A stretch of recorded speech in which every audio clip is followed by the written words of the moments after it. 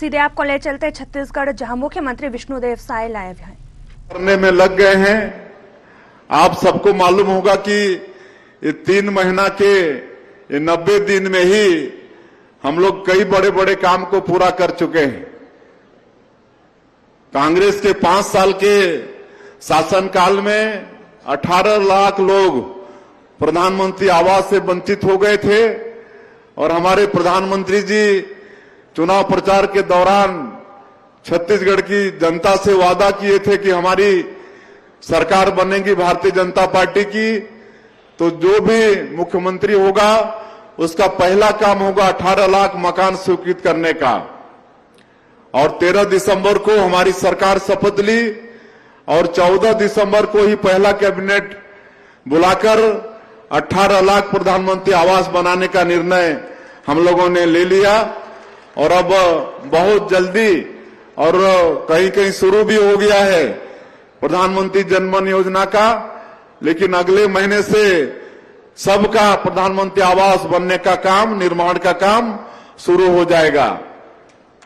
15 साल हम लोगों की सरकार थी तो 2 साल का बोनस नहीं दे पाए थे।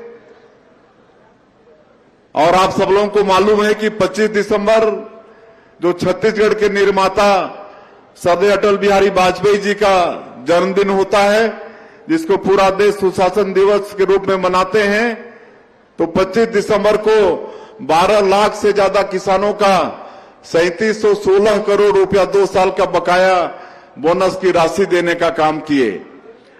आप सब लोगों में से बहुत लोग किसान लोग उसका लाभ लिए होंगे। 21 क्विंटल प्रति एकड़ के हिसाब से धान का खरीदी किए और इस साल बम्पर धान की खरीदी हुई। 145 लाख मीट्रिक टन धान की खरीदी हुई। 24,72,000 किसान धान बेचे हैं और 3100 रुपये की बात हुई थी। एमएसपी पहले ही सभी किसानों को मिल चुका है। और आज हम लोग बालोद में थे, बालोद में कार्यक्रम हुआ था और पूरे प्रदेश में 151 जगह कार्यक्रम था, जहां पर हमारे मंत्रीगण, सांसदगण, विधायकगण और हमारे निर्वाचित जनप्रतिनिधिगण शामिल हुए। राजनांदगांव के कार्यक्रम में हमारे मध्य प्रदेश के मुख्यमंत्री श्री मोहन यादव जी वो शामिल हुए और 24,72,000 किसानों का जो अंतर की राशि थी 917 रुपया प्रति क्विंटल, ऐसे 24,72,000 किसानों का 3,320 करोड़ रुपया देने का काम किए।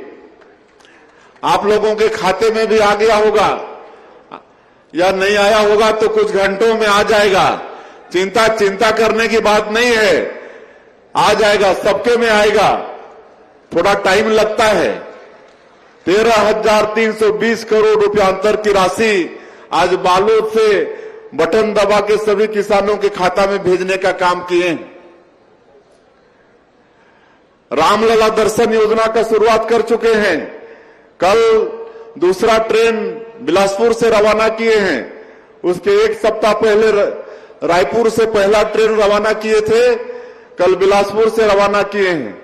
अब हर सप्ताह 10 दिन में राम भक्तों के लिए एक ट्रेन रवाना होगा हमारे छत्तीसगढ़ से अयोध्या के लिए। और भगवान राम जो हम लोग के छत्तीसगढ़ के भाषा है, ये कौशल्या माता की धरती है छत्तीसगढ़, और इस नाते से भगवान राम हम लोग के भांजा हुए, तो भगवान राम का दर्शन कराने का काम हमारी छत्तीसगढ़ की सरकार करेगी।